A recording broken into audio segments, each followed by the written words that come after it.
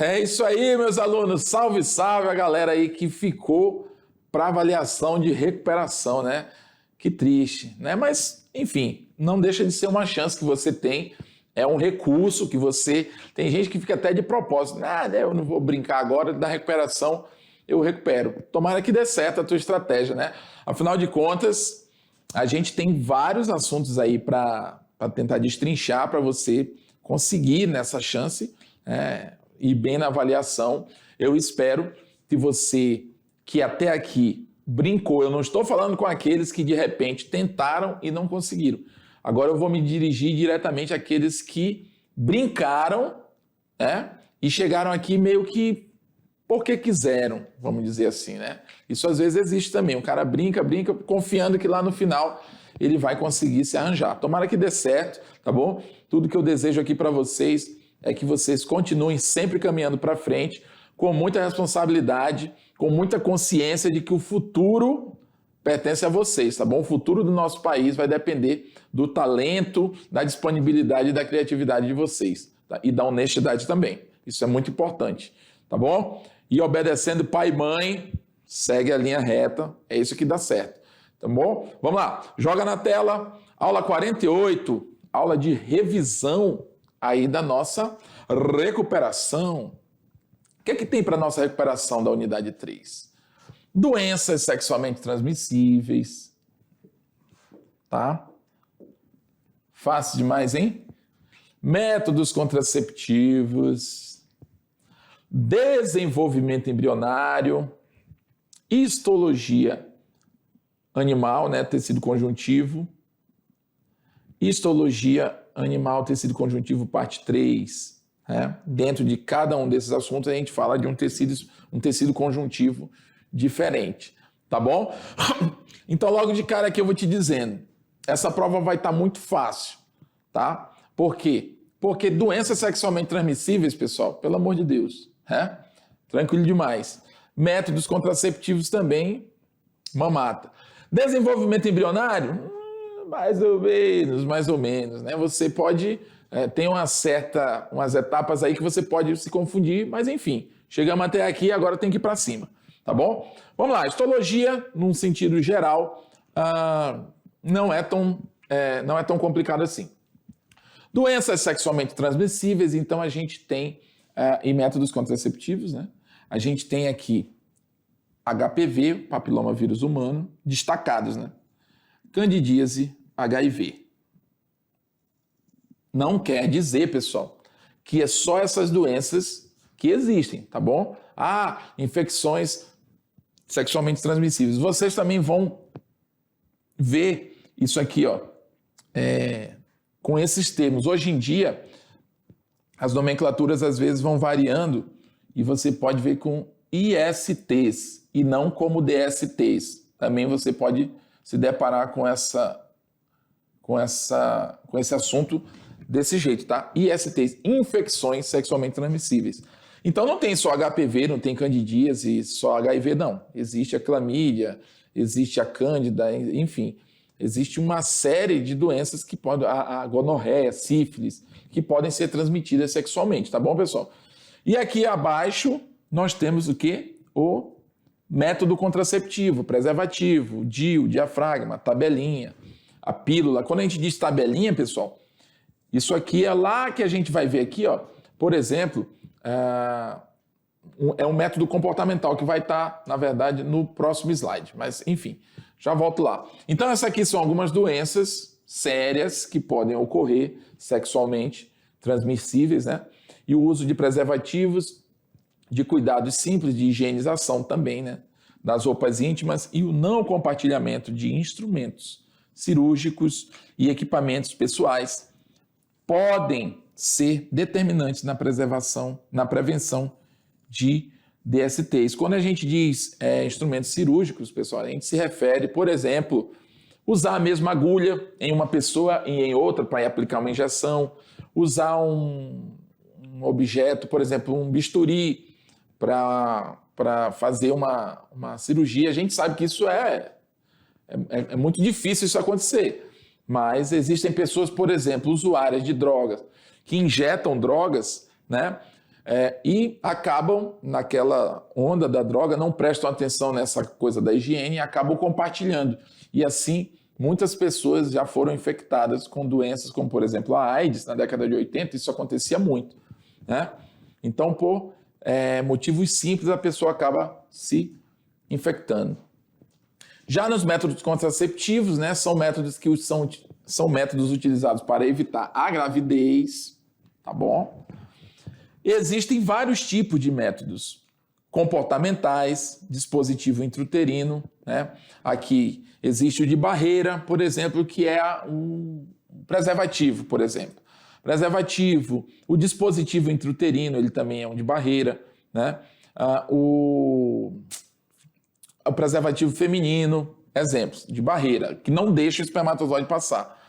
Existem os hormonais, são aqueles remédios, são alguns que a pessoa toma, né? A mulher toma ali para evitar determinadas ovulações mensais, como os métodos anticoncepcional, tá?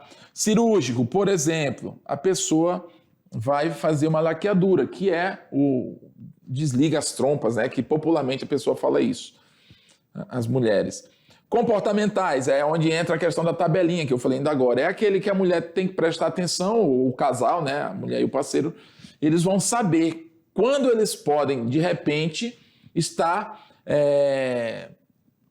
praticando o ato sexual sem o uso de métodos de barreira, sem o uso, por exemplo, de preservativo, de diafragma, enfim, tá bom? Mas isso aqui, geralmente, a maioria das vezes, isso aqui acontece mais com casais, né, que já tem uma certa confiança um no outro, sabe quem é quem, né? Não é nenhum aventureiro. Então, geralmente, quando estão em planejamentos aí de não ter filhos ou para ter filhos, eles têm que saber os períodos aí férteis da mulher, tá bom? E o dispositivo intrauterino vem a ser também, né? Ele impede a passagem do espermatozoide. Então, a gente tem aqui uma questão. A sífilis é uma infecção bacteriana de caráter sistêmico, curável e exclusiva do ser humano. Quanto a essa infecção, assinale a afirmativa correta. A primeira manifestação da sífilis é caracterizada pela presença de manchas avermelhadas na pele da palma da mão e da planta dos pés. A transmissão é exclusivamente sexual, não ocorrendo por transfusão de sangue ou derivados. Por tratar-se de doença sexualmente transmissível no Brasil, a sífilis não é doença de notificação compulsória. Quando não tratada, a sífilis pode evoluir para formas mais graves, costumando comprometer especialmente o sistema nervoso e cardiovascular, né? E a letra E, o tratamento deve ser realizado intramuscular, realizado exclusivamente em ambiente de suporte, né? Qual seria aí? Letra D aqui, pessoal, tá? Quando não tratada, a sífilis pode evoluir para formas mais graves, costumando comprometer especialmente o sistema nervoso e cardiovascular. Desenvolvimento embrionário. Nós temos aí também desenvolvimento. Eu não estou discutindo muito a questão, pessoal, é só para você dar uma relembrada, tá? Porque a gente está, como eu falei, a gente na nossa revisão a gente não tem a mesma comodidade aqui de tempo para estar discutindo muito. Desenvolvimento embrionário, segmentação, gastrulação, organogênese e anexos embrionários. São fases aí, né, que estão presentes no desenvolvimento embrionário, tá? Temos ali a primeira fase do desenvolvimento embrionário, que é a primeira parte, a segmentação, né, que são as primeiras divisões que a célula ovo ou zigoto vai passar que vão passar a acontecer com essa célula, né? Ela vai formar uma estrutura chamada mórula, com algumas células. Essas células vão se proliferando através de processos mitóticos, tá? E vão dar origem a um corpo celular maior que vai passar pela fase de gastrulação. Na fase de gastrulação, nós vamos ter a diferenciação da ectoderme, mesoderme e endoderme. Nós somos seres triblásticos, tá bom? Triblásticos possuem ectoderme, mesoderme e endoderme. Tá? Tem os diblásticos também, por isso que eu estou destacando aqui. São seres triblásticos, por isso a gente tem esses 3 folhetos embrionários. Por que embrionários? Esses triblásticos são folhetos embrionários. Cada camada dessa vai ser responsável pela produção não é? Pelo desenvolvimento de determinados órgãos do nosso organismo, tá bom? Por isso que a partir deles vem a organogênese, ou seja, vai começar a organização e desenvolvimento dos devidos órgãos, devidos tecidos em seus devidos locais, tá? E os anexos embrionários vão funcionar aí numa espécie de manutenção da gravidez ali, protegendo o feto, nutrindo, servindo ali como, de repente, excreção, né, para armazenamento de excreção, tá bom? Então, uma questão sobre isso. Segundo o Instituto Brasileiro de Geografia e Estatística, nasceram em 2017 quase 3 milhões de crianças. Considerando que o desenvolvimento embrionário ocorre em etapas, é correto afirmar que na etapa de segmentação há formação do arquêntero, B, sucessivas divisões mitóticas, C, definição do plano corporal, D, produção de tubo neural e diferenciação dos folhetos germinativos. A gente falou isso lá na segmentação. O que acontece na segmentação? Várias divisões mitóticas, eu acabei escrevendo ainda ali, né? Mitóticas, então, né? Lembrando que a segmentação é a primeira fase, ou seja, depois da fecundação, que essa célula vai começar, que ela vira ovo ou zigoto, ela começa as suas divisões mitóticas, tá bom? Histologia animal, tecido conjuntivo, cartilaginoso e ósseo, tá? Tecido cartilaginoso é um tecido não vascularizado, ou seja, ele não tem vasos sanguíneos nele e não é inervado, tá bom? Então a pessoa não sente, digamos, é como se ele não tem ramificações para que a pessoa sinta dor nele. Apresenta consistência firme, mas não é rígido como o tecido ósseo. É maleável, né? Falei isso várias vezes na aula. Aqui esses em azul são as estruturas do nosso organismo, onde possui cartilagem, né? Tecido cartilaginoso. Então, na sua orelha, eu acho que é o exemplo mais fácil de você ver, ou no seu nariz. Função: sustentação, reveste superfícies articulares, facilitando os movimentos. Substância intracelular formada por quê? Colágenos e fibras colágenas e elásticas, e por células do tipo condrócitos, que vão acabar dando essa consistência, tá bom? Então, tecido conjuntivo ósseo é uma das funções mais importantes desse tecido, a sustentação, tá? Também serve para movimentos, no caso serve de apoio aos músculos, reservatório de minerais cálcio e fósforo, principalmente, proteção, ele vai proteger, né, alguns órgãos, por exemplo, o cérebro, medula espinhal e alguns órgãos, como por exemplo os pulmões. Tudo isso são carapaças ósseas que protegem. Se você for prestar atenção no seu organismo, esses órgãos são protegidos por osso, cérebro, o pulmão, né, algumas regiões aqui da pelve, né, da região genital. Formação de células do sangue, ou seja, na epífise aí de alguns, que é a ponta, digamos, a cabeça de determinados ossos maiores do nosso corpo, internamente temos aí a medula vermelha, né, que é um tecido hematopoético que forma células sanguíneas. Os ossos contêm 3 tipos celulares, os osteócitos, osteoblastos e osteoclastos. Tá? Tecido conjuntivo, parte 3, tecido linfático, imunitário e sangue. Nós vimos aí que o tecido linfático, né, ou circulação linfática, é responsável aí é onde estão as glândulas do nosso organismo. Elas são responsáveis do quê? De que é formado a linfa? Ela é formada do plasma que transbordam das células, que é esse líquidozinho branco aqui, ó. Branco não, né? Amarelado. Esse plasma vai transbordar das células e vai formar ali uma matriz intersticial, né? Esse líquido que fica entre as células, ou entre os tecidos, que é o líquido tissular, que a gente pode chamar assim também.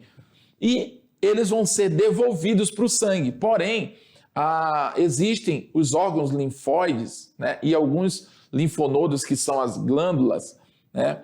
Elas vão funcionar aí como bases para produção de células do sistema imunológico, como, por exemplo, os linfócitos B e linfócitos T, que são as principais, podemos dizer que são uma das principais células de defesa do nosso organismo, tá bom? Então, a gente tem nossas tonsilas palatinas, que são as amígdalas, o baço, né? Alguns nódulos linfáticos que ficam, né, durante a aula a gente viu que ficam nas axilas, região do pescoço, região da virilha, enfim, tá? Falamos até da íngua sobre isso. Aqui no tecido do sangue a gente vai ter as hemácias, o plasma, plaquetas e leucócitos. E ainda, né, os elementos figurados do sangue são esses aqui, que eu acabei de falar, mas aqui eles estão falando, parecendo melhor. Glóbulos vermelhos, as plaquetas que vão estar ligadas ali à coagulação sanguínea, e os glóbulos brancos vão estar ligados à defesa, à imunidade celular e à imunidade humoral. Vão ser aquelas que vão atacar os antígenos, né, quando forem tentar invadir o nosso organismo. Então, nessa questão, os componentes do sangue que têm a função de defesa do organismo e de coagulação são, respectivamente, o quê? Tá muito fácil, né, pessoal? Coagulação sanguínea são os... se bem que ele tem dois, né? Que tem função de defesa e coagulação, exatamente nessa ordem. Então, onde tiver leucócito primeiro, a gente já sabe que é defesa. Então, quem não tem leucócito primeiro, né? Então não é nenhuma dessas, porque leucócito é uma célula de defesa, então ela viria em primeiro. E coagulação, leucócito a gente já sabe que é o primeiro, tá? Número 1 aqui, ó.